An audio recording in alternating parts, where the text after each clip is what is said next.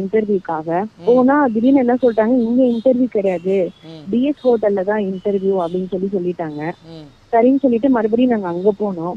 அங்க போனா அவங்க ரூம் நம்பர் வந்து 114 ஆமா சார் 104 சார். 114 என்ன சார்? சொல்லுங்க சொல்லுங்க சொல்லுங்க. இல்ல 114 104 தெரியல சார். நாங்க கொஞ்சம் திடீர்னு இன்டர்வியூ வந்து இங்க இல்ல அங்கன்னு சொன்னே பதட்டத்துல கிளம்பி போயிட்டோம் நாங்க. சரி எதுவும் இன்டர்வியூ முடிஞ்சிருமா என்னமோ நினைச்சு அங்க போனா ஃபர்ஸ்ட் அவங்களுடைய நடவடிக்கையே கொஞ்சம் வேற மாதிரி இருந்தது. அது பார்க்கும்போது ஒரு இன்டர்வியூ அங்க வந்தா சார் 2-3 பேர் இருந்தாங்க சார். எனக்கு ஒரு இன்டர்வியூக்கு நடக்கிற மாதிரி தெரியல. சரி பெரிய எதுவும் முதலாளி யாரும் வந்திருப்பாங்களோ அப்படின்ற மாதிரி நாங்க நினைச்சோம். ஹெட் ஆபீஸ்ல இருந்து வந்திருப்பாங்க போல நினைச்சோம். அங்க போனா ரொம்ப வல்கரா பேசினாங்க. வல்கரா பேசிட்டு ரொம்ப ஒரு மாதிரி தப்பா எல்லாம் நடந்துக்கிட்டாங்க. நடந்துட்டு அது இப்படி நடக்கும் போது கொஞ்சம் வாக்குவாதம் நடக்கும் போது என்ன பண்ணிட்டாங்க, அத வீடியோவை வேற ஷூட் பண்ணிட்டாங்க. வீடியோவை ஷூட் பண்ணிட்டு இந்த மாதிரி இதுக்கு வந்து ஒத்துழைக்கல அப்படின்னா நான் இந்த வீடியோ வந்து நான் கண்டிப்பா நான் வெளியில நெட்ல போட்டுருவேன் அப்படி இப்படின்னு சொன்னாங்க. அந்த நேரத்துல எங்களுக்கு என்ன பண்ணனே எனக்கு தெரியல.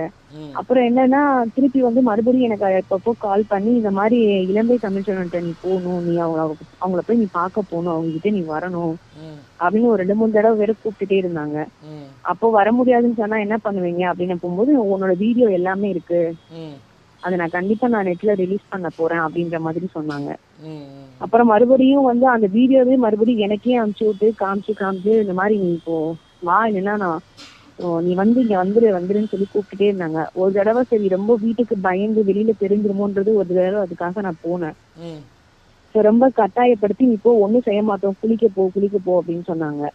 சரி குளிச்சுட்டு வந்தா விட்டுருவாங்கன்னு சொல்லி பார்த்தா குளிக்க போகும்போது எங்களுக்கே தெரியாம வீடியோ எடுத்துட்டாங்க. அந்த வீடியோ வச்சுட்டு ரொம்ப என்ன பிளாக்மெயில் பண்ணிட்டே இருந்தாங்க. எனக்கு என்னோட வீட்டுக்கு இதெல்லாம் தெரிஞ்சா வெளியிலயும் சொல்ல முடியாம ரொம்ப கஷ்டப்பட்டுட்டு இருந்தா. இப்ப என்னன்னா ஒரு ஸ்டேஜ்ல நான் சூசைட் அட்டெண்ட் பண்ண கூட நான் ரெடி ஆயிட்டேன் நானு.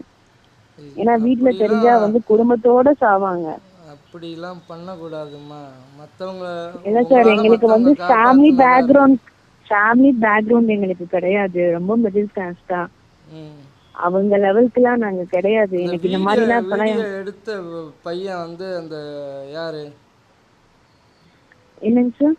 வீடியோ ஒரு பையன் எடுத்தான்ல. ஆமா. அவன் பேரு தெரியுமா? அவங்க பேரெல்லாம் எனக்கு வேலு பேரு சரியா தெரியல சார். எனக்கு வேலுவா? வேலுன்னு நினைக்கிறேன். பேரு எனக்கு சரியா தெரியல. சரிம்மா சரிம்மா.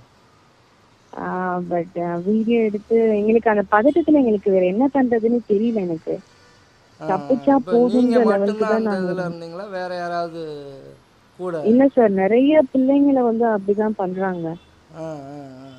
ஒரு இன்டர்வியூன்னு சொல்லிட்டு அந்த பேர்ல வச்சு பண்ணி ரொம்ப பிளாக்மெயில் இருக்கா. அது எப்படி இது பண்றாங்கன்னா நான் நினைச்ச வர தொடர்ச்சியா வந்து இதே பண்ணிட்டு உங்களுக்கு தொடர்ச்சியா த்ரெட்டனிங் இருந்துகிட்டே இருக்கா?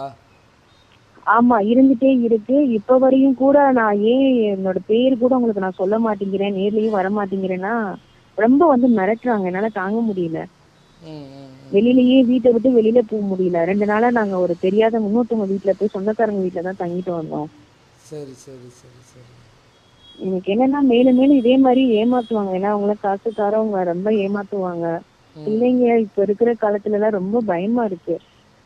எனக்கு நடந்த மாதிரி யாருக்கும் நடந்துடக்கூடாது ஒரு பக்கம். இன்னொன்னு என்னன்னா என்னோட பேரு வெளியில வந்துடக்கூடாது சார். இவ்வளவு தூரம் நான் இப்போ உச்ச நீதிமன்றத்தினுடைய தீர்ப்பே வந்து விக்டிமோடைய பெயரை வந்து யார் வெளியிட்டாலும் அவங்க மேலேயே வந்து லீகல் ஆக்ஷன் எடுப்பாங்க.